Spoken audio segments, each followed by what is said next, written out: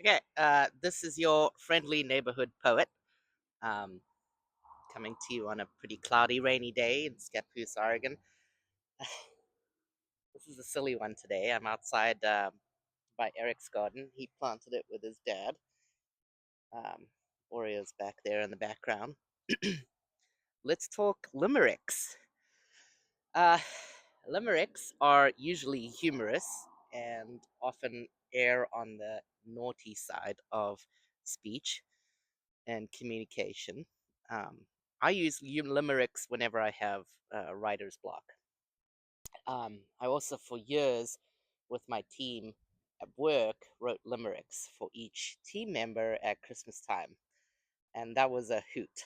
Um, so I've written a lot of limericks in my life, probably not even published an eighth of them, uh, probably not even a 20th.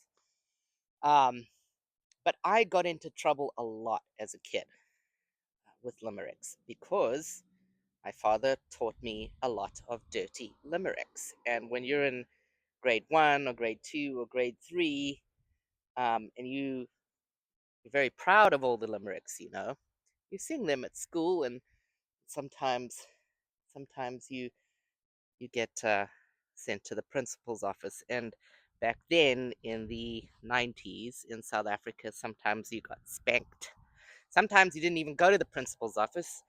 Uh, your fourth grade teacher maybe maybe lined you all up in the back office and gave you a spanking as well. But that didn't stop me from from limericks. Now limericks can also be sung. So I'm gonna give you a couple of examples that aren't too dirty, and let's see what you think of that. Um, so so this one is a sailor. I don't know who the original author is, but it goes like this: A sailor asleep in the sun awoke to find his fly undone. He said with a smile, "Oh, look, a sundial, best go to a quarter to one." Now, the meaning behind that's very obvious, and it's obviously very cheeky. It's got a B B A rhyme scheme. It's got a little more than the 77557 syllables in it. It's more 88558. But it's poetry, so you're allowed to bend the rules.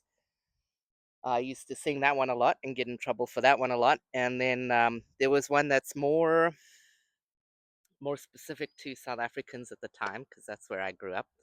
And and this one is there was a man. So there was a man from Benoni who ate too much bologna. He made a fart behind the cart and paralyzed the pony. My mom taught me that one. I was very proud of that one.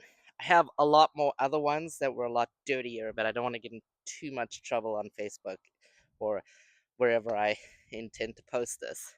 Um, then again, I just wanted to say this was a very short clip about limericks, and because they're so silly, it can be a really helpful tool against writer's block, no matter what you're writing or any type of creative block. It just makes you smile, and when you smile, you relax, and when you relax, your creative neurons start to fire and the synapses connect. And I'm sure there's some scientific reasoning behind that, but I do hope that you've enjoyed this little bit from your friendly neighborhood poet Tara Hicks. It's too warm to wear a poncho today. The poetry poncho is not happening today. I wore it earlier in the week when it was even warmer, and it was too sweaty afterwards. Well, thank you for tuning in. Bye.